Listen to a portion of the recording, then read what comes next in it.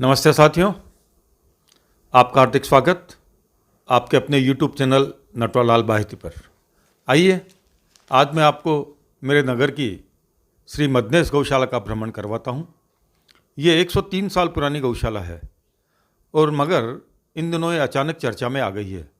चर्चा में आने का कारण है ये गौशाला धार्मिक परोपकारिणी समिति के अंतर्गत संचालित है, मगर इसका अपना स्वतंत्र अस्तित्व भी है। इस संस्था धार्मिक परोपकारिणी समिति के अंतर्गत अन्य कई संस्थाएं भी संचालित है। मदनेश गौशाला में जो अभी चर्चा का केंद्र बनी हुई है उसके कारण तो छोटे छोटे हैं, मगर उनके मायने बड़े बड़े हैं। गौशाला इन दिनों सबको आकर्षित कर रही है। बरसों से काली पीली दीवारों को चमकदार रंगों से सजा दिया गया है। मुख्य गेट पर लगी गौशाला के मुख्य गेट पर लगी गौमाता की मूर्ति व बछड़े की मूर्ति को फिर से सजाया गया है।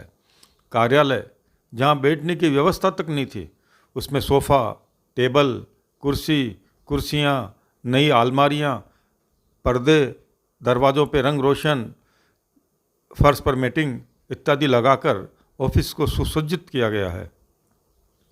गौ माता के लिए लापसी व दलिया तैयार करने के लिए रसोई घर का निर्माण किया गया है। परिसर की काली पीली दीवारें अब रोशन लग रही है। परिसर के एक कोने में खंडहर नुमा कमरे को नया रूप दिया गया है।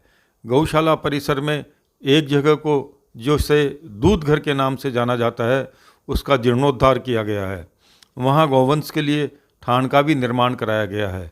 गौवंश का एक वार्ड जिसे नगरपालिका वार्ड के नाम से जाना जाता है, उसमें गौवंश के लिए आधुनिक तरीके से ठाणों का निर्माण किया गया है।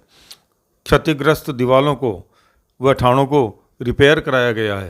जहाँ तहाँ गोबर के ढेर न लगे इसलिए गोबर एकत्र करने के लिए चारदीवारी से सुसज्जित स्थान बनाया गया है। चारागृह वाले खंड में पूरे मैदान में साफ सफाई व व्यवस्थित कराया गया है। चारागृह को हवादार बनाने के लिए नए निर्माण कराए गए हैं। एक चारागृह की क्षतिग्रस्त उल्टी छत को तैयार कराकर उसमें सफ़ेद डिस्टेम्पर करवाया गया है। अभी भी गौशाला में गौवंश के लिए आरामदायक बनाने में काफ़ी कमियां हैं जिन पर काम किया जाना बाकी है। परिसर में ही कबूतर आवास व कबूतर खाने का निर्माण कार्य भी प्रगति पर है, पर कुछ बातें हैं जो खटकती भी हैं। सर्वाधिक जो खटकने वाली बात है वो ये है कि इस गौशाला के 4 दरवाजे क्यों हैं। ख़ास बात यह है कि रात्रि में 3 दरवाजे तो अंदर से बंद होते हैं, मगर एक दरवाज़ा बाहर से बंद होता है। आखिर इसके पीछे कारण क्या है? इस ताले की चाबियां किस किस के पास है, ये भी एक प्रश्न बना हुआ है। आखिर इसके पीछे गौशाला प्रशासन की मंशा क्या है, यह समझ से परे है। क्या रहस्य है इन 4 दरवाज़ों का? प्रश्न यह भी उठता है कि गौशाला में पर्याप्त स्थान होने के बावजूद सारा गौवंश एक जगह क्यों नहीं रखा जाता है। इसके पीछे तर्क कुछ भी दिए जाएं, पर शंका मिटती नहीं है। गौशाला में घी भी बनाया जा रहा है। इसका विक्रय किन मानदंडों पर किया जा रहा है, इस बारे में अभी मुझे कुछ जानकारी स्पष्ट नहीं है।